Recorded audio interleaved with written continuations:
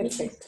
Bueno, entonces, bienvenidos a esta sesión en vivo de preguntas y respuestas de Ser Cuántico. Y bueno, pues así como las convoqué, pues las que han llegado hasta ahora y los que se van incorporando, este es un espacio de conversación informal. Tal vez me han acompañado en otros espacios mucho más formales que se citan de manera abierta y se dice es un webinar y hay una gran presentación con mucha información. Pero yo quise generar este espacio y de hecho tengo la idea de que este espacio sea un espacio frecuente eh, y es para tener una conversación más en casa. Yo hoy estoy en mi casa y fue un día de trabajo desde la casa. Tuve la fortuna de no tener reuniones, entonces me dediqué a avanzar en varios asuntos que tenía pendientes. Y, y así como decimos en Colombia, es como recibirlas en mi casa y poder tener una conversación mucho más cercana e íntima, casi que de amigos. No sé si algunos de ustedes me conozcan, alguna información deben tener, dado que están en mi base de datos y pudieron acceder a esta invitación. Pero quería comenzar por eso. Yo nací en Bogotá, pero mi familia es de Cartagena. Y a mí me gusta mucho cuando hablo de una conversación íntima, decir, es como cuando alguien llega a una casa en Cartagena y se arma la reunión en el patio de la casa. No todo el mundo llega al patio de la casa, ¿cierto? O a la cocina en algunos casos. Entonces, yo quiero darles la bienvenida e invitarlas a que vean esta oportunidad de esa forma, como esta conversación mucho más directa, la posibilidad de interactuar, de vernos las caras. Así que si quieren encender sus cámaras. Y también, digamos que hay una información que yo quiero compartirles, pero en términos generales la idea es que la mayor parte del tiempo los micrófonos estén abiertos y que podamos conversar de manera directa. Yo les doy, digamos, formalmente la bienvenida a este espacio. Les prometo que va a ser de 1 hora máximo, 1 hora y cuarto. Y bueno, les presento a Blanca Corredor, para los que no la conozcan, es una amiga muy querida, colega, con ella tenemos algunos proyectos en coaching y liderazgo transformacional en conjunto, tenemos ya un tiempo de conocernos y está acá obviamente para cumplir el rol de acompañarme como siempre, pero también tiene un rol bien interesante y es que va a cuidar el tiempo, va a ser la guardiana del tiempo. Y bueno, otra cosa en la que nos va a apoyar es un poco como ir organizando y presentando las preguntas, por si alguna se me pasa en el chat o algo así, ella va a estar pendiente de recordarme. Y bueno, para los que no me conocen a profundidad, creo que es una oportunidad para conocernos. Yo no voy a hacer una presentación larga de mí porque pues no tendría sentido si les estoy diciendo que no vamos a estar más de 1 hora y cuarto, pues invertirle mucho tiempo a eso. Yo tengo la idea de que al menos una información básica tienen acerca de mí, pero igual acá estoy dispuesta a tomar café con todos los que quieran y tener una conversación mucho más directa y cercana. Y bueno, pues simplemente decirles que mi nombre es Patricia, tengo 40 años, vivo en Colombia y tengo cerca de 20 años más o menos como moviéndome en el mundo organizacional, trabajando desde la consultoría organizacional y ahorita sobre todo haciendo mucho énfasis en mi trabajo como coach con ejecutivos, ¿no? Dicho eso, pues decirles, esta es una sesión de preguntas y respuestas, no hay una gran presentación preparada, esto no es una tesis doctoral que yo vaya a presentar, pero sí me pareció importante como tomarme el trabajo de hacer un par de diapositivas para crear como un contexto mucho más general del tema al cual las convoqué, que es hablar de liderazgo y transformación cultural en las organizaciones.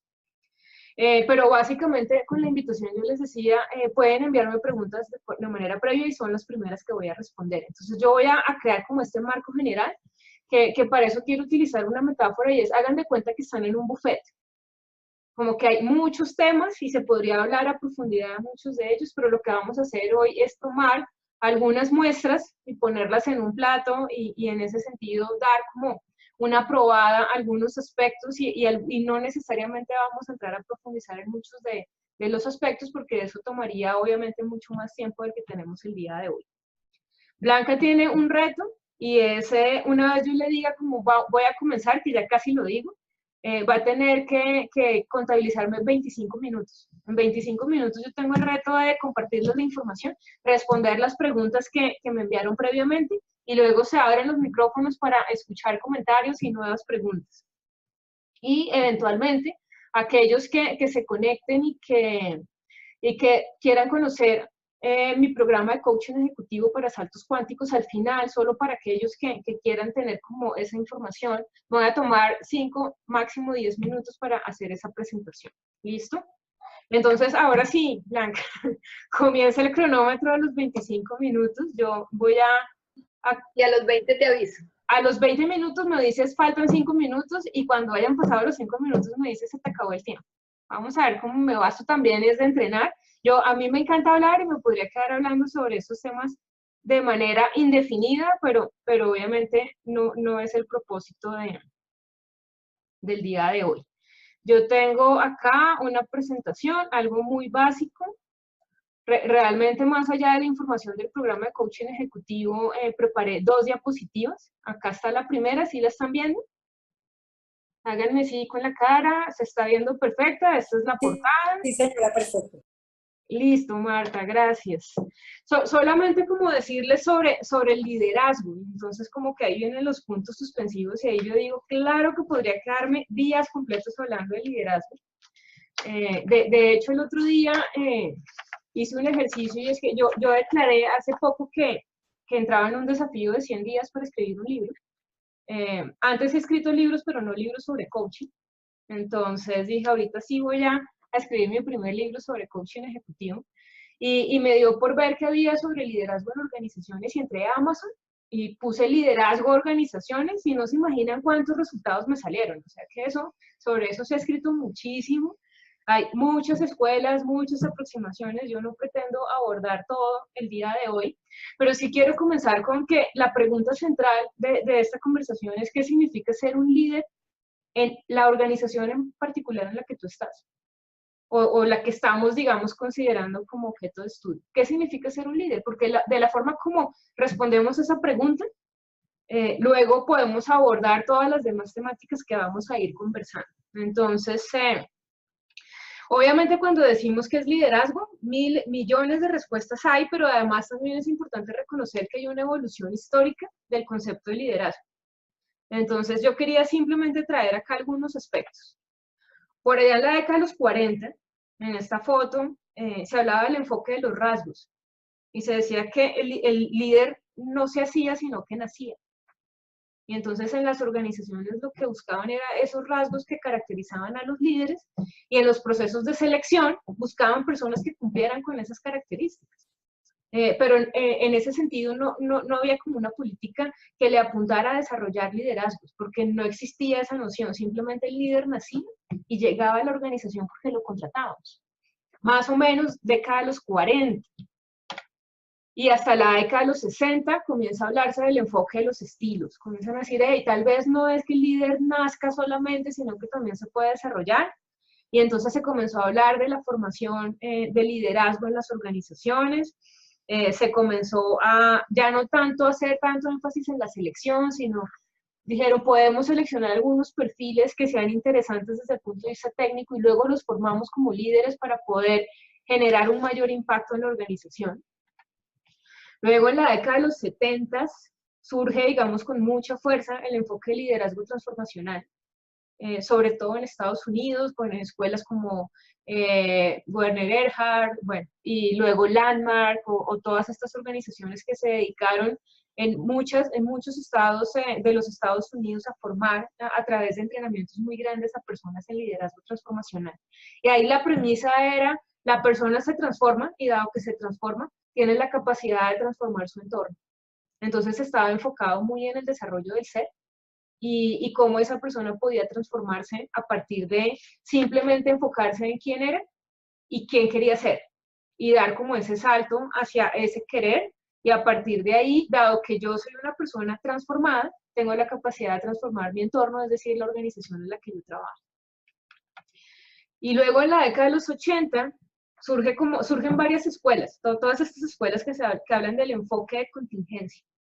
Y entonces comenzaron a hablarse, bueno, pero no es solamente el trabajar en el ser del líder, porque hay factores que hacen parte del entorno en el que el líder está, que también son muy importantes. Entonces comenzaron a surgir escuelas como el liderazgo situacional o el liderazgo adaptativo, no sé si los han escuchado, que básicamente lo que decían es, sí, sí es importante trabajar en el ser, pero hay unos elementos del contexto que van a favorecer o van a entorpecer el desarrollo de los liderazgos en la organización. Entonces, no es tanto si la persona es un líder o no, sino quién frente a qué tipo de situaciones puede ejercer un liderazgo. Y en ese sentido se comienza a decir, el líder puede ser cualquiera, que sea capaz de tener una iniciativa, de tener la vocería en una situación particular o que tenga la capacidad de adaptarse a un contexto particular, por ejemplo. Y por allá en la década de los 90, entonces surge como el enfoque del nuevo liderazgo. Entonces ahí obviamente seguía el liderazgo transformacional siendo muy fuerte, pero comienza también a hablarse de otras escuelas de liderazgo, como por ejemplo las escuelas del liderazgo visionario o del liderazgo carismático. Y si ustedes ven hasta ahora está muy enfocado en la persona. Se entiende que el líder es un líder héroe, que es capaz de transformar organizaciones, o sea, es casi como el llanero solitario, como dicen por ahí. Y a partir del finales del siglo XX se comienza a hablar ya de un liderazgo postcarismático, posttransformacional, que ya dice, hey, tal vez no es solamente la persona, es muy importante también pensar en los liderazgos colectivos. Y tal vez el líder no es una sola persona, sino que es un equipo. Y es un equipo que aprende y que incorpora su aprendizaje de manera colectiva. Y se rompe un poco como esta idea del líder, héroe y los seguidores y todo esto que tal vez ustedes ya conocen. Entonces, esto solamente para hablar algunas ideas pinceladas muy generales acerca de la evolución del concepto de liderazgo, ¿no? Y ustedes dirán, ¿y por qué yo les estoy contando todo esto? ¿Viste? ¿Por qué se metió en este rollo histórico? Y les digo porque una de las cosas que yo he visto en las organizaciones es que hay un sancocho. Yo no sé en otros países si sepan que es un sancocho. Un sancocho en Colombia es una sopa que hacemos a la que le ponemos de todo. Eso tiene pollo, tiene carne, tiene papa, y es algo muy delicioso, pero además es que tiene todo al mismo tiempo. O sea, no puede ser malo porque es que tiene mucha sustancia. En esto solemos tener en las organizaciones un sancocho. Imagínense que en las organizaciones hay gente que piensa que el líder nace, hay gente que piensa en el liderazgo de los equipos, hay gente que piensa que el líder se transforma y que luego transforma su entorno, hay gente que piensa que las situaciones inciden en la capacidad que tiene el líder para influenciar y para generar cambios y para generar impactos. Entonces, como que casi que todo el mundo tiene como su propia definición y con base en esa propia definición, pareciera que todos estamos hablando de lo mismo, pero lo cierto es que cada quien tiene en su cabeza una idea diferente. Y la otra diapositiva que preparé, que tenía que ver sobre la transformación cultural o la cultura organizacional específicamente. Y acá también hay otro sancocho. También hay mezcla de muchas cosas que suceden en las organizaciones. Y también un poco de la evolución histórica les cuento, que tiene que ver con la manera como se ha aproximado, digamos, desde el punto de vista teórico, esta escuela de la gestión humana. Y es decir, por ejemplo, imagínense allá, 1870, 1900, pónganse en contexto, digamos, está muy fuerte este discurso de la clase obrera y de la burguesía, y entonces se decía que había grandes conflictos entre los empresarios y los empleados.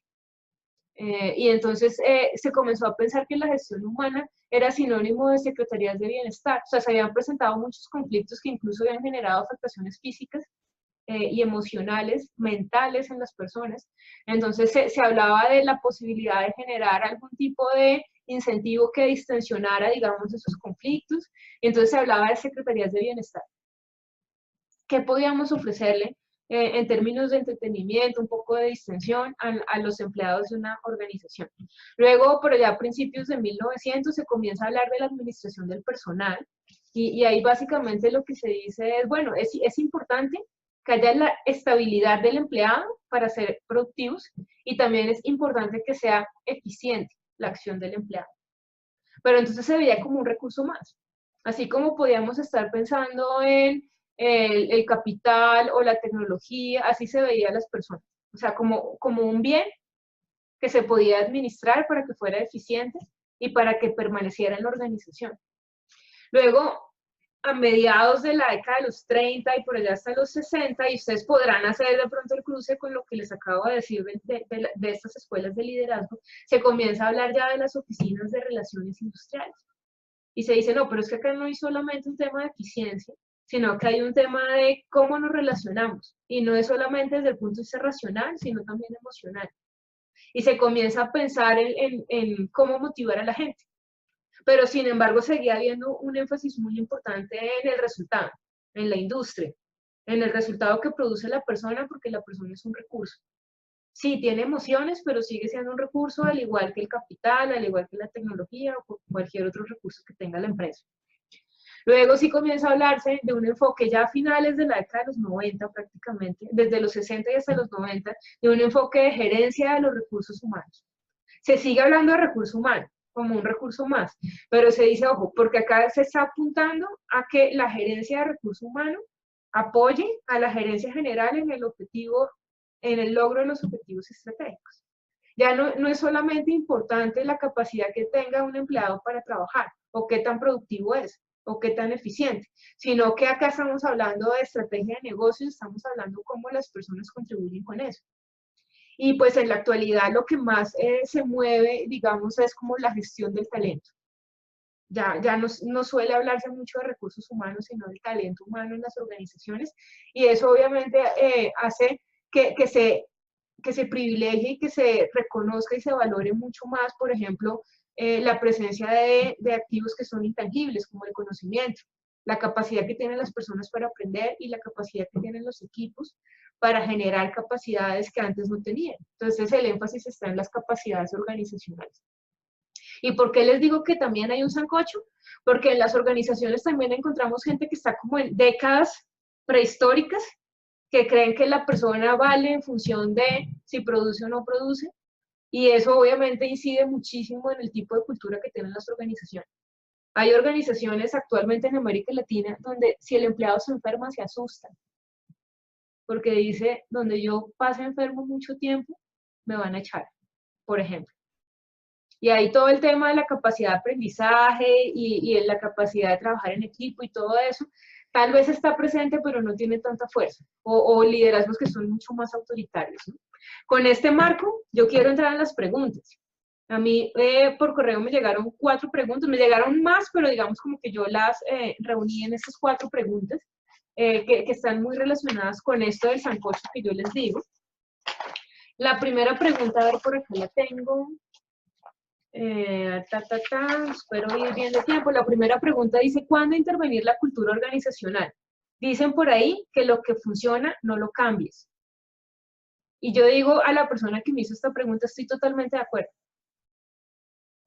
Siempre decimos, hay algo de lo que nos sentimos orgullosos como organización. Siempre habrá elementos que no queremos intervenir, que no queremos cambiar, y si funcionan, ¿para qué cambiarlos, cierto? Ese es como el primer criterio. Ahora, yo pondría un asterisco, digamos, a ese argumento, y es que de todas maneras sí sigue habiendo un desafío. Y es que lo que funciona hasta ahora no es garantía de que funcione en el futuro. Entonces yo acá quiero introducir un aspecto que yo considero que es importante y que tiene que ver con el rol del líder en la transformación cultural de las organizaciones. Y es que su rol es preparar a la organización para los desafíos del futuro. No estamos en este momento hablando de qué es lo que necesitamos hoy, sino qué es lo que necesitamos hoy para estar preparados para los desafíos del futuro.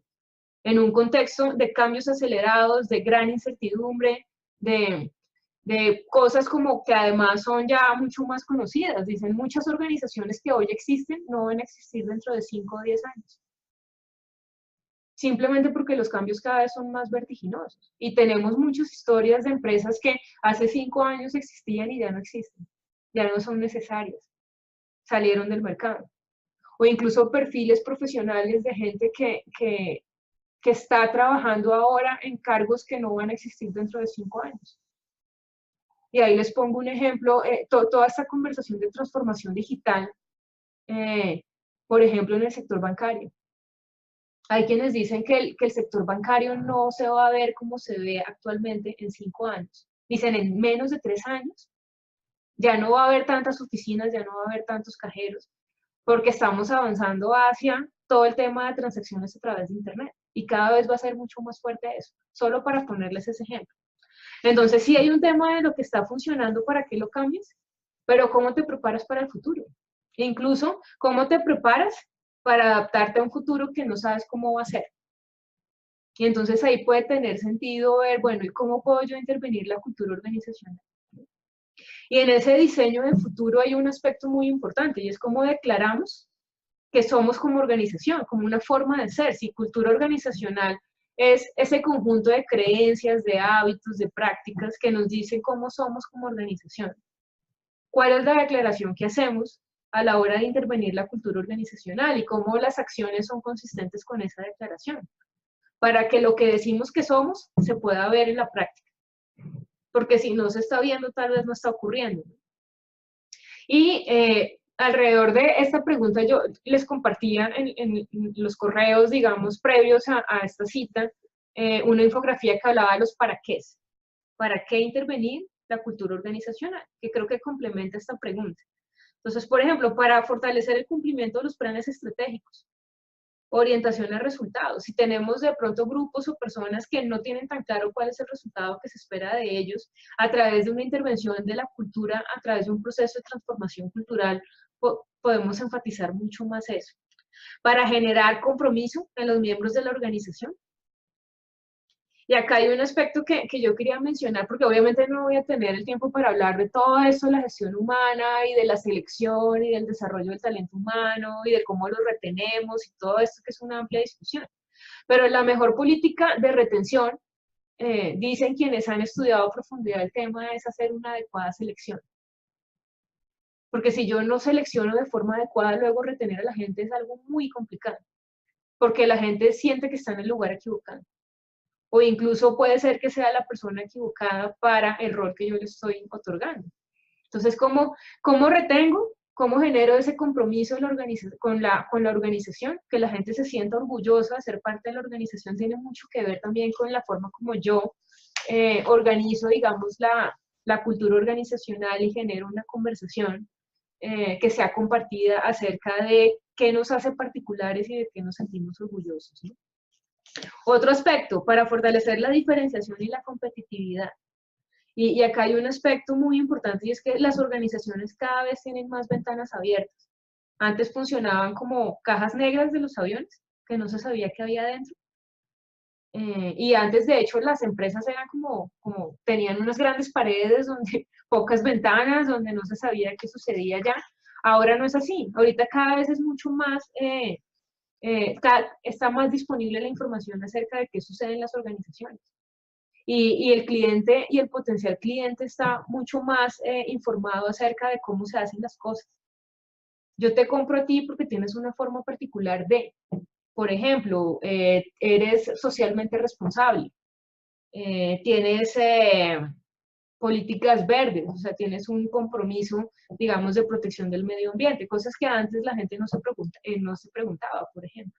Y entonces el intervenir a través de la cultura organizacional y generar una transformación es una forma muy contundente de decir, nosotros nos distinguimos de la competencia porque tenemos esta forma de ser que marca la diferencia.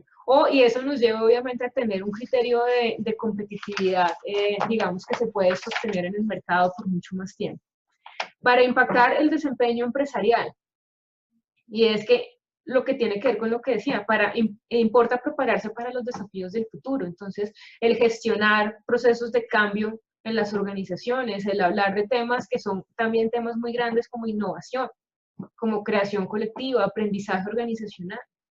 Cuando tenemos culturas muy conservadoras, la innovación no cabe, porque estamos muy apegados al cómo hemos venido haciendo las cosas hasta ahora. Y no podemos pensar en que las podemos hacer de forma diferente. Entonces, e incluso la posibilidad de experimentar no está dada, la posibilidad de equivocarse tampoco, porque el que se equivoca paga un alto precio. Entonces, yo no estoy dispuesto a correr ese riesgo, por ejemplo. Eso en relación a la primera pregunta, que obviamente acá hay muchos aspectos a tener en cuenta. Por un lado, obviamente, el rol del líder es como ver qué es importante conservar, porque tampoco se trata de borrar y arrancar de ceros, porque hay toda una historia y un contexto desde el momento en el que se funda la organización, que habla de la identidad que tiene esa organización. Pero sí ver cómo se prepara para los desafíos del futuro, qué conserva, qué fortalece, qué definitivamente no funciona y hay que evitar a toda costa. Pero bueno, la segunda pregunta dice, ¿cuáles son los errores más frecuentes de los líderes en los procesos de transformación cultural? Y ahí también no me aguanté y les compartí un video que hablaba de los 4 imperdonables, que no sé si lo vieron, pero igual, les comparto. Tiene que ver con algunos temas que voy a retomar que decía en ese video, pero también con otros que voy a agregar. Y obviamente yo no quería, y estaba como en esta conversación de si lo planteaba como lo que no debes hacer o lo que debes hacer porque funciona, entre si le hago énfasis a lo negativo o a lo positivo. Finalmente decidí honrar la manera como me llegaron las preguntas y hablaban más de los errores y del no hacer que del sí hacer. Entonces, pero obviamente son asimilables desde cualquier punto de vista. Voy a hablar de algunos no hacer. Por ejemplo, no reconocer el contexto, más allá de los hechos. No identificar aquellos contextos que hacen parte, digamos, del trasfondo y que explican muchas de las situaciones que ocurren en la organización. Pati. 5 minutos, wow, listo, perfecto. Otro aspecto muy importante, no inspirar a la co-creación del proceso. Creer que tú eres el cerebro como líder y que tú vas a decir y que la gente va a obedecer y que luego se va a apropiar de algo en lo cual no participó. No aterrizar la propuesta de esta nueva conversación acerca de cómo somos como organización, no formalizarlo, no documentarlo y no incorporarlo, por ejemplo, en procesos de desarrollo del personal, en procesos de formación de manera específica o procesos de generación de competencias a través del coaching o el mentoring. No intervenir cuando hay incoherencia. Es imperdonable. O sea, cuando estamos diciendo una cosa, pero lo que está pasando es otra. Cuando las prácticas gerenciales son contrarias a esto que estamos diciendo que somos como organización. Cuando hay liderazgos egoístas, cuando hay secretismos. Aquí decimos, no, aquí todos hacemos parte de la organización, pero hay gente que se siente discriminada, que no tiene las mismas oportunidades y eso genera un ruido impresionante. Otro aspecto es no reconocer que las transformaciones las hacen los seres humanos. Entonces, que es importante trabajar en el ser humano en todas sus dimensiones, en el ser, en el hacer, en el tener, en la dimensión, digamos, cognitiva, pero también en su estado emocional y en el estado de ánimo de la organización de manera general, digamos. El no plantear objetivos, sino medir. Creer que con un bonito discurso acerca de que esto es lo que somos, las cosas van a suceder. A veces no se incorpora de manera específica que haya objetivos y metas estratégicas, que haya indicadores para hacer seguimiento y evaluación. Y entonces simplemente tenemos un bonito discurso y eso no nos sirve para rendir cuentas, porque a la larga no tenemos datos duros, ni de forma cuantitativa ni cualitativa, que muestren, digamos, que sí estamos siendo eso que decimos que somos como organización. No gestionar la resistencia. Cuando hay transformación cultural, hay enemigos silenciosos que dicen yo no quiero que esto cambie, pero que en las reuniones siempre te están diciendo sí, estamos de acuerdo, y luego salen y no hacen lo que se acordó en la reunión, y sabotean el proceso. Entonces el líder que no reconoce esos enemigos silenciosos del proceso, ojo, no de la persona, para no tomarlo nada personal, simplemente lo que está es generando que las cosas sucedan por debajo de la mesa. Entonces es cómo podemos nosotros tener la capacidad de lo que está debajo de la mesa ponerlo sobre la mesa y lo que está sobre la mesa lo conversamos, por muy difícil que sea y lo resolvemos. No comunicar efectivamente, aquí yo hablo de la prueba ácida, y es que si estamos en un proceso de transformación cultural, cualquier persona en la organización tiene que poder decir algo al respecto. Si hay gente que no, yo no me enteré, yo no sabía que estábamos en eso, pues no pasan la prueba. Cada quien al nivel que está tiene que poder decir, así sea algo básico, acerca de lo que está ocurriendo. Que si yo le pregunto a la persona de servicios generales que está en una cafetería, pueda decirme algo. Si yo le pregunto a un asesor de alto nivel, pueda decirme algo. O sea, Obviamente cada quien en función de la información que tiene y del rol que juega, digamos, dentro de la empresa, pero que pueda decir algo al respecto. No atreverse a crear pensando que puede copiar modelos ajenos y que le van a funcionar igual. Y acá les cuento una anécdota. Alguna vez fui a una empresa en una zona que es en el norte de Colombia, entre dos ciudades, Cartagena y Barranquilla, una zona industrial, donde el dueño le parecía que lo que hacía Google era espectacular, y entonces quiso copiarlo. Y entonces puso hamacas para que la gente descansara, unos salones con hamacas, y entonces puso juegos electrónicos, grandes televisores con juegos electrónicos, y no, pues es que en Google hacen eso. Y entonces también puso un gimnasio y la gente no entraba al gimnasio. Porque obviamente lo que hace Google o lo que hace Amazon o lo que hace cualquiera de estas grandes multinacionales que son referentes en estos temas, no tiene por qué funcionar en una empresa pequeña o mediana de un país latinoamericano, ni siquiera en una empresa grande. Y el otro tema es no dar tiempo suficiente y no dar continuidad al proceso. A veces estamos impacientes y queremos resultados inmediatos y a veces no somos constantes. Y es decir, cada vez que cambia el responsable, cambia el modelo. Se fue la persona que estaba a cargo y llega otra con un modelo nuevo y borra con todo lo que existía. Tercera pregunta, ya estoy terminando porque además están relacionadas con lo que ya he dicho. La tercera pregunta dice, ¿cuál es el tiempo mínimo y el tiempo ideal que debemos considerar en los procesos de transformación cultural? No hay una receta mágica. Yo no puedo decir cuál es un tiempo mínimo. Estuve de hecho revisando algunas fuentes de información, hablaban de un horizonte de 2 años, más o menos para comenzar a ver procesos de transformación. Yo digo, depende de la naturaleza, de la estructura y del tamaño de la organización. Conversar con una empresa que tiene más de 10.000 empleados y hablar de transformación cultural no es lo mismo que hablar de una empresa familiar en términos de tiempo. También de la necesidad y de la oportunidad, incluso de la urgencia. Hay empresas que le apuestan muchísimo a un proceso de transformación cultural porque tienen un tema de reputación que requieren intervenir. Ya se me terminó el tiempo, pero termino rápidamente. Depende de los recursos asociados. Solo un ejemplo, el dinero que está involucrado en un proyecto de esta naturaleza. O incluso de la manera como se percibe el tiempo en la organización. Hay empresas donde lo mismo sucede en 1 año o en 3 meses. Y hay empresas donde dicen, no, esto requiere 5 años para que sea una realidad, o sea, dependiendo de cómo se percibe el tiempo en esa organización. Obviamente también dependiendo del resultado que se espera. Y un aspecto que acá está, digamos, involucrado en esto es que el feedback es crucial. La manera de acortar y optimizar los tiempos tiene mucho que ver con lo que decimos que somos realmente se está viendo y a quién le preguntamos eso. Y en función de eso, ¿cómo podemos acelerar el proceso? Y la cuarta pregunta dice, ¿clima organizacional y cultura organizacional son lo mismo? Si no es lo mismo, ¿en qué se diferencia?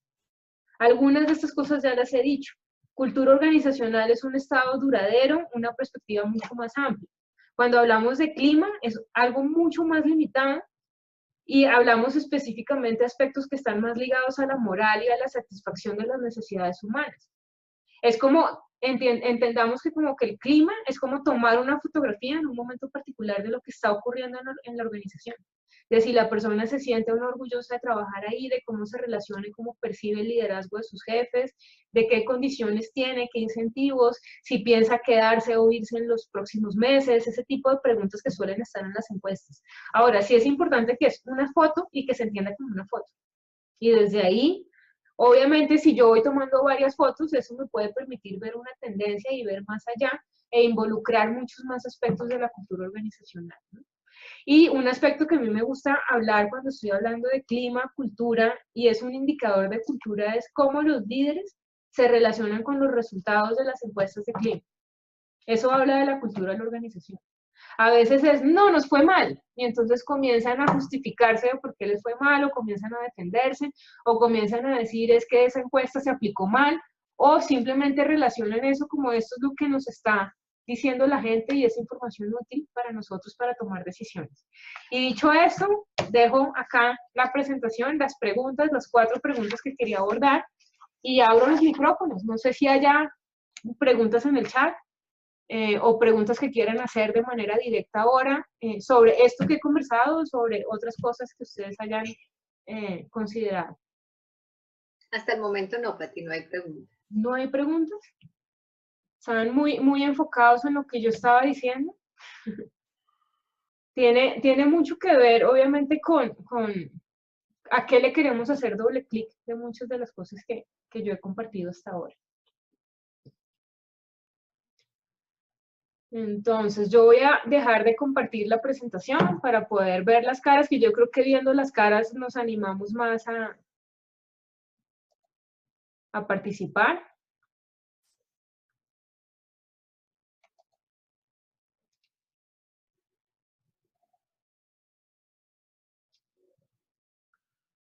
Y bueno, acá hay un tema que quería, obviamente yo hablé de la evolución y mucho de los casos de Colombia.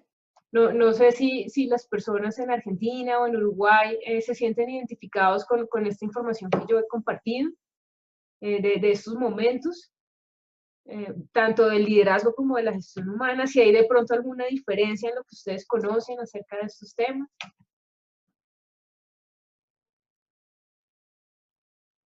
Sí, Graciela. Mi micrófono. ¿Se escucha bien? Sí, perfecto, te escuchamos. Bueno. Bueno, yo de verdad que no tengo mucha experiencia de haber trabajado haciendo coaching o interviniendo en organizaciones. Sí vengo de una organización pública en donde sabemos lo que es una estructura pública, en donde todo cuesta, los cambios, como que los ven, sí, como que el liderazgo hay que abordarlo, la conformación del equipo, el clima laboral, todo muy lindo en el título, pero no se deciden hacer nada. Yo he tenido algunas experiencias propuestas estando dentro de mi trabajo y han sido aceptadas, pero bueno, no han tenido continuidad. Yo quería trabajar de coach adentro de adentro de mi empresa y no pude. Y últimamente era como que tenían esa noción del equipo, pero decían, bueno, anda y hacer una capacitación a mi equipo. Pero él como líder se veía como que no se involucraba en eso, no estaba involucrado en ese proceso. Entonces decía, sí, yo te ofrezco mi equipo, trabajá todo, después nos vemos nosotros. Entonces, era como, todavía no hay un aprendizaje, ni un interés, ni un abordaje serio como debería serlo. Y he tenido la experiencia, agradezco, ¿no? Porque con poco tiempo de haber certificado el año pasado de trabajar en una organización privada, entonces ver del otro lado, e hicimos coaching gerencial, 2 gerentes que querían como modificar, eran nuevos en la empresa, a cargo de una empresa que es chiquita, es petrolera, es chiquita, pero bueno, con mucho potencial, y justo habían descubierto una napa y un pozo que iba como, se volvían millonarios, y ellos se encontraron con que, ¿qué hacemos ahora? Porque se daban cuenta que con las herramientas que tenían y con las que habían manejado un equipo chiquitito, ahora tenían adelante una empresa exitosa y bueno, con potencial y demás. Y la verdad que la experiencia fue maravillosa, y ellos se dieron cuenta, primero que venían con muchas distinciones, lo cual facilitó mucho, con mucha experiencia, de haber hecho otro tipo de capacitaciones, y ahora quieren sí fortalecer su equipo, pero bueno, empezaron por ellos, lo cual es bueno, ¿no? De decir, los líderes quisieron dar un paso cualitativo, cuantitativo, y ahora lo quieren trasladar a su equipo. Así que bueno, estamos trabajando en eso para poder abordarlo en los próximos meses, así que me venía bárbaro como este conversatorio para tener más herramientas y demás, ¿no? De experiencia, de las experiencias que ustedes han tenido con todo esto. Claro, claro, y mira, gracias por esto que nos compartes, porque además una de las promesas en la invitación que les hice era que les iba a hablar de algunas experiencias. Yo aquí tengo a mi lado un libro, no sé si alcanzan a verlo. Dice Alta Dirección, Conocimiento Aplicado, Liderazgo, Cultura y Gestión del Talento. Es un libro que resume una investigación que hizo una universidad muy reconocida en estos temas en Colombia, en 20 grandes empresas de diferentes sectores en Colombia. Entrevistaron a presidentes y vicepresidentes alrededor de qué es modelo de liderazgo, qué es cultura organizacional y qué es gestión del talento humano. Y qué decían ellos, ¿no? De cómo lo manejaban en sus organizaciones y qué veían que funcionaba y qué veían que no funcionaba. Y el otro día estaba revisando y había obviamente cosas que tienen que ver con esto que decías, por ejemplo, de cómo intervengo desde adentro, desde afuera, soy un coach consultor externo, lo hago desde una perspectiva de coaching interno, Entonces es como mostrar algo del agua donde yo mismo estoy nadando, y eso obviamente también tiene sus desafíos y en algunas oportunidades sus dificultades, ¿no? Pero acá un aspecto que quiero reiterar, y es cómo nos preparamos para los desafíos del futuro. Yo escuchándote esto que decías del pozo reventó y entonces ahora ya no podemos seguir siendo lo que somos, porque es que estamos sentados en una mina de oro y hay que aprovechar la oportunidad. Y hace un tiempo yo trabajé en una organización que fue, más o menos el contexto era que la había comprado una multinacional brasilera, una organización colombiana, que había venido además compitiendo contra ese monstruo brasilero y entonces la relación siempre había sido competencia. Y de un momento a otro el dueño de la empresa decide venderle a los brasileros. Y entonces me llaman a mí y me dicen, no, para que trabajes con el equipo de las personas que hemos identificado que son los líderes que nos van a apoyar a hacer la transición. Entonces les dije, bueno, ¿cómo está la cosa? Quiero tener más detalles, y me dijeron, no saben nada. Lo que va a suceder es que tú vas a llegar, vamos a citarlos a las 8 de la mañana y el presidente va a contarles la noticia, luego se va a ir y tú quedas con ellos. Y yo, o sea, como que eso es como cuando sacan la granada, le sacan y te dan la granada, mire a ver qué hace con eso. Entonces, claro, ahí la conversación fue como, primero de cómo así nos estamos enterando, la sorpresa, y ver cómo digamos, el impacto emocional que había tenido en esas personas el saber que la empresa había sido vendida. Y toda la angustia que le podía generar, y ahora qué va a pasar, y ahora nos van a despedir. Entonces fue también como el comunicarles, ustedes están acá, obviamente no porque van a ser despedidos, porque ustedes son los líderes que van a acompañar este proceso de transformación. Cosas tan sencillas como que la gente dejara de ver a esa empresa brasilera como la competencia y la comenzara a ver como somos parte de. Cosas tan sencillas como, ¿y ahora qué vamos a hacer si no hablamos portugués? Y ahora entonces hay que viajar. O sea, que parecen cosas como sencillas, o sea, como que uno diría, esas son las preguntas como que suelen ponerse sobre la mesa cuando se comunica una decisión como esta. Pero eso implica que la organización no vuelve a ser la misma. Hay un proceso de transformación muy profundo.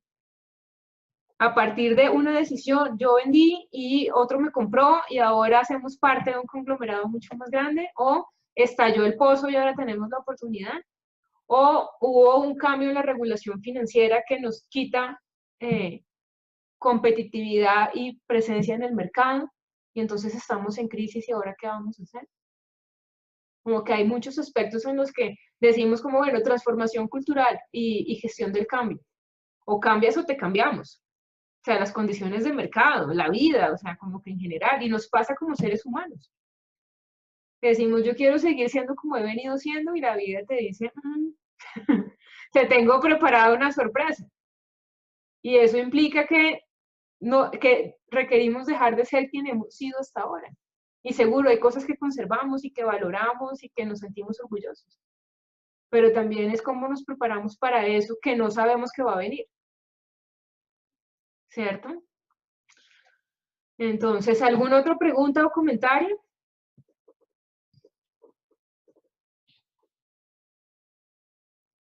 De Graciela, gracias por tu intervención. No sé si quieras decir algo más, o no sé si Marta o Aline están conectadas, no sé, Blanca también. Si quieres hacer algún comentario o alguna pregunta.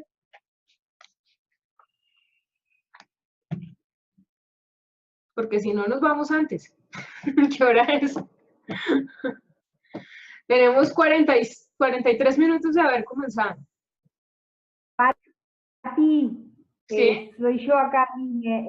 Bueno, yo agradecerte esta información que nos estás dando, y la verdad viene muy bien, pero vos sabés que yo soy muy nuevita en esto, entonces preguntas para hacer no tengo muchas. Pero incluso cuando menos sabemos salen estas preguntas bien interesantes, porque cuando creemos que sabemos no preguntamos. No, pero a mí me viene muy bien escuchar y aprender. Ok. Bueno, ¿y qué más quisieras escuchar entonces? No, las opiniones de todas las colegas que están acá en la sesión, lo que contó Graciela fue muy interesante también. Ah, ok, perfecto. Acá hay muchos temas a los que les podríamos hacer un doble clic. Que podríamos ir en ese buffet a ir por una porción más grande de eso que. Yo, por ejemplo, hablaba que no iba a poder tener como tanto tiempo para hablar de estas políticas de gestión del talento humano. Entonces, cuando hablamos en las organizaciones de eso, decimos, bueno, selección, cómo atraemos a los mejores talentos del mercado, de qué manera los desarrollamos, porque obviamente las organizaciones cumplen una función social. Entonces, no es solamente desarrollar a la persona para que haga lo que yo quiero que haga y en últimas mi bolsillo se llene más de dinero, sino que yo tengo una responsabilidad en el desarrollo de las personas que trabajan conmigo y de mi entorno más cercano, ¿no? Pero además también el cómo los evaluamos. ¿Cómo me siento yo evaluado en mi desempeño y luego eso cómo incide en aspectos como el clima organizacional y la cultura organizacional? Si yo siento que me evalúan y solo miran lo que yo no hago bien y nadie me reconoce lo que yo sí estoy haciendo y los resultados que estoy teniendo. Si hay gente que dice, no, es que donde yo me equivoque, mejor dicho, yo abro un hueco y me encierro porque nadie más se puede enterar. No sé. Y a veces nos demoramos muchísimo en generar, digamos, una nueva estrategia, en aprender de los errores porque no los reconocemos, porque los escondemos a toda costa, porque además buscamos dentro de la organización esas lealtades de usted muere callado, nadie puede decir nada. Yo me equivoqué o ni siquiera reconozco que me equivoqué, pero nadie puede decir que se equivocó, por ejemplo.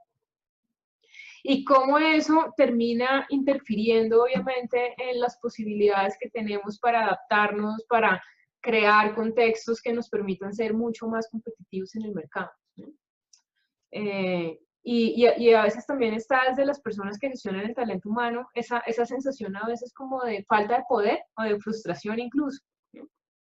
Que dicen como yo hago y hago muchas cosas, pero yo no puedo ver de qué manera o no puedo medir de una forma objetiva cómo todo el trabajo que yo estoy haciendo desde mi oficina impacta la estrategia de negocio. Y ahora cada vez es mucho más evidente, digamos, que si no se trabaja en las personas, no hay competitividad que se sostenga en el tiempo. No existe. Yo puedo comprar el sistema, la tecnología, mejor dicho, acaba de salir del mercado, tecnología de punta. Mañana la compra el competidor del lado y pasado mañana el otro vecino. Lo único que me genera una posición de competitividad sostenible es lo que yo puedo hacer con la gente.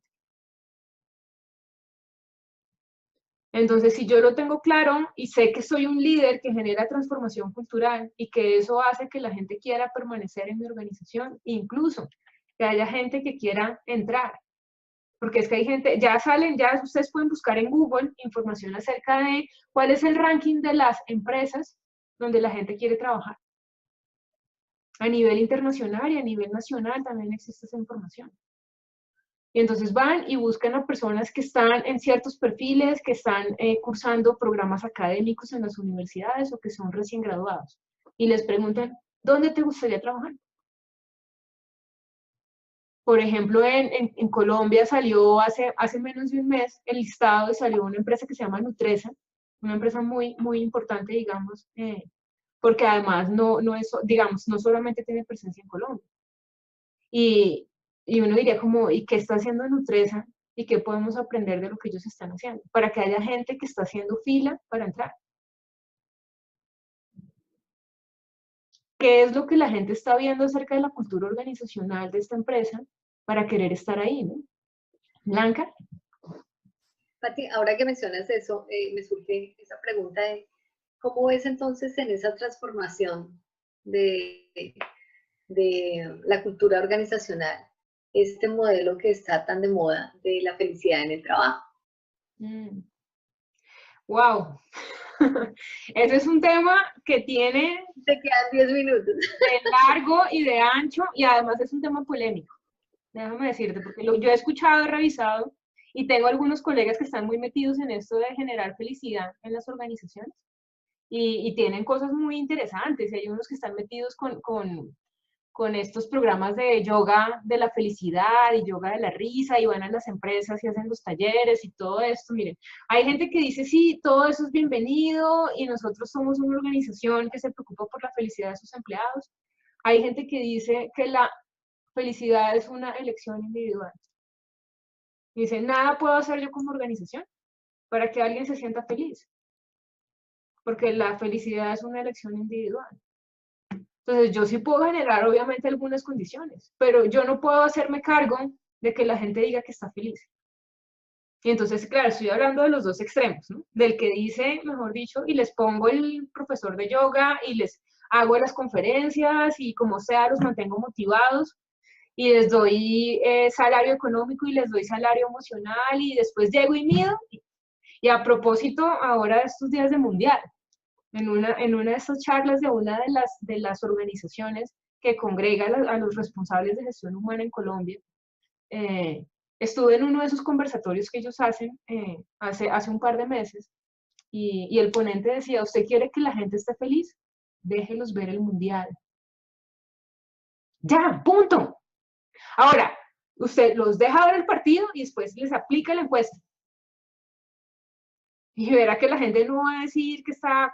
No, es que además, ojalá que ese día haya ganado la selección del país. Y luego aplíquenle la encuesta. Entonces, claro, en esto hay como, uno diría como que da para todo, ¿no?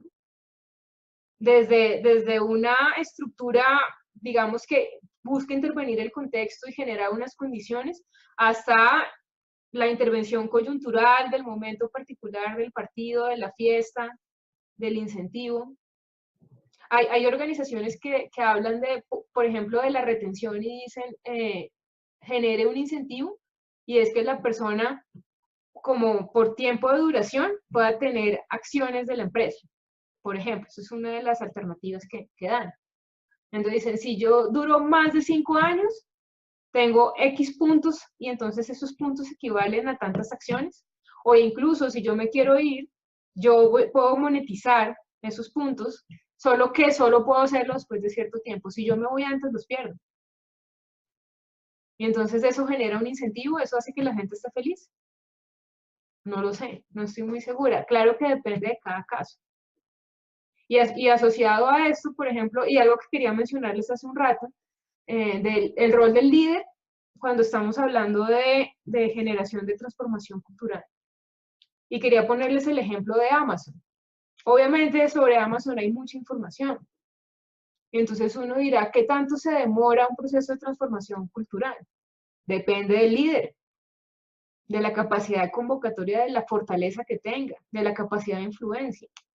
El CEO de Amazon es un señor que publica cada 6 meses una carta a sus empleados, en el que tira línea, como decimos en Colombia, o sea, da directrices estratégicas acerca de hacia dónde debe ir la organización.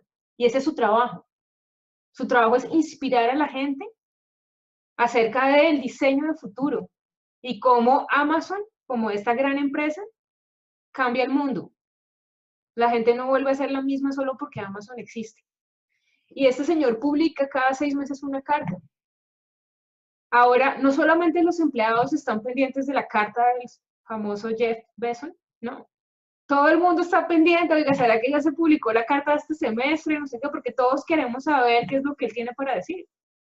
En su última carta dijo que no había nada más importante que la atención al cliente. Y eso generó un giro en la manera como se veía el servicio al cliente en muchas organizaciones, no solamente en Amazon. Y estábamos hablando de una carta, una hoja, pero tiene tal capacidad de convocatoria y de influencia este señor que lo que él escribe en 3 párrafos cambia realidades. Entonces la pregunta para los líderes es, ¿qué requieres tú generar en tu organización para que la gente te copie de esa manera? Que la gente porque es que no es solamente, no es desde un espacio que él lo impone, no, es que la gente está dispuesta a co-crear con él esa posibilidad que él dice, yo estoy viendo esto y les propongo esto, y la gente dice, listo, voy contigo. Obviamente estamos hablando de un líder de esos que se cuentan con los dedos de una mano. Yo dejo el tema ahí porque, no sé, pues, obviamente que puedo seguir hablando hasta que Blanca me calle, pero tiene mucho que ver también con la felicidad. Porque a veces lo que creemos que hace felices a los empleados no necesariamente es el salario. Y ahorita acordándome también de una intervención en una farmacéutica acá en Colombia hace ya algún tiempo. Yo en esa época era coach junior, estaba de hecho todavía en proceso de certificación y llego a esta organización, pues más como referida por un familiar. Y entonces ellos hablaban en su discurso de cultura organizacional, hablaban del bienestar de los empleados. Y una de las cosas que ellos decían, que era un orgullo, era que ellos hacían vacaciones colectivas. Y entonces nos preocupamos por el bienestar y por el descanso y el equilibrio entre la vida personal y la laboral, y acá las vacaciones son colectivas. Pero no era cierto. Porque luego ya en la estructura, en la conversación, nos dimos cuenta que como era una gran planta que produce medicamentos, para personas y para animales, entonces ellos tenían tenían un divorcio entre lo que sucedía en la planta y lo que sucedía en el equipo comercial, porque además no estaban en la misma sede. Unos estaban por allá en la zona industrial y los otros estaban en una zona muy estrato 50, como decimos acá, muy privilegiada en Colombia, en Bogotá, y entonces unos se dedicaban a vender y los otros a producir, pero no se hablaban. Entonces, a los equipos comerciales se les presionaba muchísimo para que vendieran y vendieran y vendieran, más allá de la capacidad que tenía la planta para producir. Entonces, en diciembre pasaba que declaraban de vacaciones colectivas, pero los de la planta de producción no se podían ir, porque tenían que entregar sí o sí. Y pasaba un año, y pasaba 2 años, y pasaban 3 años, donde la gente no tomaba vacaciones en diciembre, porque no habían cumplido las metas de producción. Y era algo, obviamente, de la cultura organizacional. Pesaba más el vender, incluso por encima de lo que podía suceder internamente con esta gente de la planta, que además eran muchísimos, eran mayoría. Estamos hablando de que los comerciales eran un equipo pequeño, altamente calificado, y en la planta estaba la mayoría del personal de la organización que hacían labores operativas, eran operarios. Entonces decían, acá hay vacaciones colectivas, y el 80% de la empresa no se iba, no podían. Incluso tenían que trabajar horas extras y duplicaban los turnos porque tenían que cumplir con las metas de producción. Entonces lo que pasaba, una cosa era lo que se decía, otra cosa era lo que se hacía. Ahora, en el discurso se decía, aquí sí hay vacaciones colectivas, solo que este año no se pudo. Tú no vas a poder salir de vacaciones este año. Entonces ahí hay algo que también hablan mucho los estudiosos de estos temas. Y dicen, ojo con las excepciones generalizadas. Cuando tú generas una incoherencia y luego le dices a la gente es una excepción, pero se repite y se repite y se repite y vuelve y pasa, y entonces la gente que no es boba dice, no, esto no es una excepción, es que yo ya llevo 3 años esperando que algo diferente suceda y estamos hablando de lo mismo. Y nada cambia, y entonces a mí no me digas eso porque tú estás en otra empresa diferente a la que yo estoy. Y obviamente eso impacta en la percepción que hay sobre el clima organizacional, sobre la felicidad, sobre todo lo que la gente pueda pensar alrededor de estos temas. Hay gente que dice yo me voy, o yo no me puedo ir porque no tengo otro trabajo, pero apenas lo tenga me voy. Y entonces tal vez algo no está funcionando en la ecuación. Solamente por el hecho de decir una cosa y que luego las prácticas gerenciales le digan, usted no se va, usted se queda, usted no sé qué. O por ejemplo, cosas como que la gente, políticas ya de pronto un poco más sencillas, ¿no? Que también las he visto no solo en organizaciones privadas, sino en entidades públicas. El viernes sales a las 2 de la tarde. Política de bienestar, ¿no? Pues si tú te portas bien toda la semana, el viernes sales a las 2. Y a las 2 aparece el jefe de esta persona y le dice, tú no te puedes ir. Yo en particular, mi primer trabajo fue en una organización donde mi jefe llegaba a las 5 de la tarde a pedir cosas. Claro, no estaba durante todo el día, pero llegaba a las 5, o sea, es que era como un relojito. Esa mujer llegaba a las 5 a pedir cosas y yo no me podía ir. Y entonces, además, desde su escritorio, ella podía ver el ascensor. Entonces, ella solo era que veía a la gente con el bolso, llamando al ascensor y decía, ¡hey, fulanito, perenceja! O sea, llamaba a la gente. Yo me volaba por las escaleras, porque yo sabía que si yo pedía el ascensor, no me iban. En cambio, por las escaleras de emergencia me salía y ella no me veía. y después de un año me despidieron. Seguro yo estaba en el lugar equivocado. O ellos esperaban algo de mí que yo, recién graduada, no estaba dispuesta a dar, no sé. Pero aquí, como les digo, hay muchas cosas de las que podemos conversar, ¿no? ¿Y cómo vamos alrededor de esto?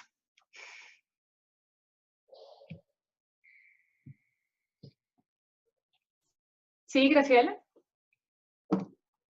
Sí, quería agregar esto bueno, un poco mi corta experiencia en esto me demostró que lo más importante del equipo y de la cultura es tener presente el individuo. Más allá de lo económico, de la cuestión laboral, de tener todos los elementos, de tener toda la estructura, de tener todo lo que se necesita, es qué necesita la persona. Vos hablabas de la felicidad para estar cómoda en su trabajo. Entonces, cómo no perder de vista al ser humano, ¿no? Ese ser que está ahí y que también tiene una expectativa sobre ese trabajo, ¿no? Como vos decías, el jefe llegaba a la última hora y bueno, seguramente con mala intención, digamos.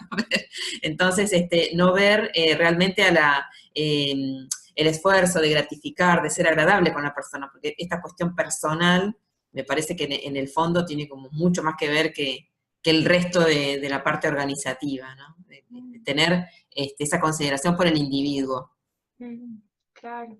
Incluso escuchándote pienso como que hemos hablado de casos donde de pronto hay una presencia física en un lugar de trabajo, pero vemos que los desafíos del futuro ya hablan del teletrabajo, ya habla de incluso de personas que tienen a cargo equipos que no conocen físicamente, personas que están en diferentes países, en diferentes regiones dentro de un mismo país, que se ven 1 o 2 veces al año como máximo, que interactúan a través de medios como el que nosotros estamos utilizando hoy. Entonces ahí, claro, hay un desafío, porque yo puedo, y yo me acuerdo que también tuve una jefe que decía, yo contento a la gente con comida. Ella llegaba a las reuniones con comida. Ese fue un proyecto muy intenso, yo creo que muchos subimos de peso, porque lo que ella no nos podía ofrecer en términos de calidad de vida y equilibrio entre la vida personal y la laboral, lo ofrecía con comida. Es que acabamos a trabajar hasta tarde, así que les traje una pizza y les traje un pastel y les traje... Y eso funciona en algunos casos, pero no es sostenible. Hay gente que en algún momento le decían como, yo no quiero comida, yo me quiero ir para mi casa. Y me voy, chao, y se iban. O no siempre yo voy a poder tener la cercanía física para poder tener un trato así como dices tú. Y entonces tengo el desafío de ser una persona que se preocupa por el ser de otras personas a distancia. Eso tiene que ver con cómo gestiono las reuniones, de qué manera me comunico, qué quiero yo saber de la gente, qué tanto sé yo de la gente que trabaja conmigo. ¿Yo sé cuántos hijos tienen? ¿O no? O por ahí de pronto la única información que puedo tener fue cuando se vinculó y cuando se le vence el contrato. Y desde ahí puedo yo conectar con ese otro ser humano. Tal vez no. Entonces, claro, acá hay muchos temas que si la letra no pega con la música, no funciona. Y a veces cuando hablaban, yo pensaba en esta pregunta de los tiempos. Yo decía, sí tiene que verse en el corto plazo que algo está pasando, ¿no? Porque si no, la gente no lo va a ver. Y se va a tomar mucho más tiempo en darse cuenta que hay un proceso de transformación en curso. Pero también hay cosas que yo digo como no va a poder verse sino al cabo de un tiempo, que yo pueda medir tendencias, que yo pueda tener cortes de encuestas que me den información acerca de si está ocurriendo o no. O por ejemplo, yo digo en una de estas cartas, así como la del señor de Amazon, y el énfasis va a estar en el servicio al cliente. ¿Cómo lo voy a saber yo? Aplicando encuestas a los clientes. ¿Cuándo voy a darme cuenta o cuándo se van a dar cuenta ellos que algo sucedió diferente? ¿Y cuándo me voy a dar cuenta yo? Hoy, mañana, en el corto plazo, que algo está pasando. ¿Blanca? Pati, esta conversación está muy amena, pero tú me declaraste la villana del tiempo. No, claro, perfecto. No, yo lo que quería ya para ir cerrando es un poco como agradecer por la presencia, bueno, contar con que este mensaje y esta conversación no solamente va a estar entre nosotros que estuvimos acá, sino que va a llegar a mucha más gente que va a acceder a la grabación y hablarles de próximos encuentros. Yo creo que esta conversación de la casa, así como en el patio de la casa y en la cocina, es algo que yo disfruto mucho, más allá de los temas formales. Yo quiero proponer, y de hecho voy a actuar en consecuencia, invitándolos de manera, ¿cómo se dice?, periódica, una vez al mes, a una conversación de este tipo. Puede ser que haya otros espacios en los que nos encontremos y conversemos a través de los correos electrónicos o nos tomemos un café y conversamos acerca de estos temas, pero sí quiero contarles que tengo esta idea del primer miércoles de cada mes, en este segundo semestre, ver cómo nos va, en lo cual vamos a ir planteando temas de conversación, preguntas, respuestas, todos los temas que ustedes quieran abordar son bienvenidos. Para aquellos que apenas están comenzando y los que tienen más experiencia, cualquier tema que me propongan, yo lo voy a considerar también.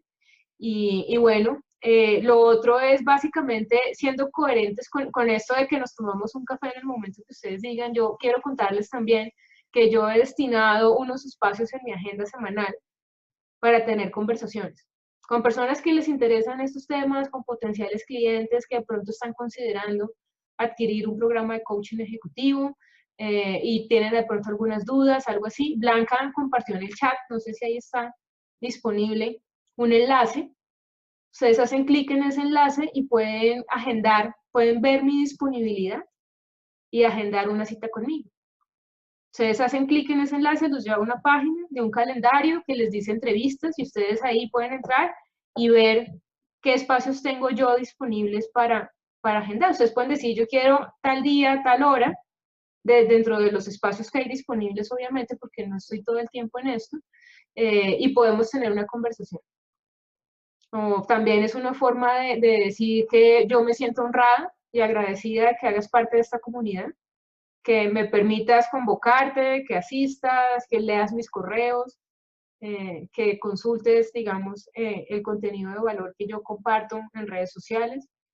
Y sobre eso también decirles, si alguien está interesado en que conversemos, ahí estoy. Si están en Bogotá, pues hablamos en Bogotá. Y si no, pues a través de la pantalla nos tomamos un café virtual.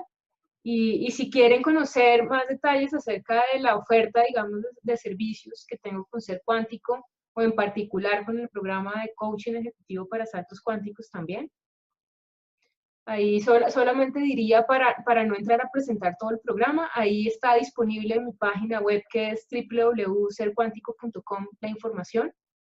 Está la posibilidad de que lo conversemos. Y adicional a eso, pues igual también ustedes van a tener información relacionada con estos temas a través de correo electrónico. Y nada, simplemente decirles que a mí me encanta hablar de estos temas y me encanta ponerlos en un contexto de salto cuántico. Yo creo que ese es un mensaje que se transmite y que se reproduce cada vez en más personas. Y es que tú puedes tener los resultados extraordinarios de forma inmediata, dependiendo de quién estás dispuesto a ser y de qué manera afrontas el futuro, ¿no? Y esa posibilidad está disponible para ti. Yo no quería hablar, digamos, en este espacio, y no voy a hablar en este espacio, para que Blanca no diga, ¿y ahora de qué se va a poner a hablar? Pero un poco mi propuesta de Ser Cuántico está soportado en postulados de la física y la mecánica cuántica, aplicadas en el desarrollo del potencial humano y el desarrollo organizacional. Entonces, puede ser que en próximas conversatorios y sesiones en vivo ahonde mucho más en esos aspectos, de qué es un salto cuántico y cómo puede un ejecutivo y una organización dar un salto cuántico, pero bueno, yo ahí lo dejo. Y reitero mi agradecimiento por estos minutos que compartimos, que ya son más de una hora. Y nada, les cuento que mañana van a tener la grabación. Esta grabación ustedes la van a tener de primera mano, va a llegar a su correo electrónico con un mensaje de agradecimiento por haberme acompañado. Y bueno, y aquellos que no se conectaron por alguna razón, también les va a llegar. Así que yo confío que cada vez más vamos creciendo como comunidad. Y también tengo dentro de mis ideas y de mis sueños la posibilidad también de invitar a otras personas a que lideren un poco este tipo de conversaciones. Blanca, muchas gracias por acompañarme como siempre, en la vida y en los negocios. Y nada, con eso pues yo me despido. Y no sé si hay algo más para decir. Ay, no, Patricia, muchísimas gracias. De verdad que fuiste muy, pero muy generosa pues en todo lo que nos compartiste. Y bueno, la verdad yo quisiera en un próximo encuentro que lográramos tener una buena conversación, ¿sabes? De qué tema me parece muy interesante en liderazgo, el tema del liderazgo en los millennials hoy día, que me parece bien interesante a nivel organizacional. Entonces, si algún día tenemos el espacio, me parecería rico poder compartir un poco de ese tema. Claro que sí, cuenta con eso. Ya acá lo anoté y entra en el calendario de contenidos para abordar. Con mucho gusto. Y bueno, gracias por estar acá. ¿Alguien más quiere decir algo antes de despedirnos y parar la grabación?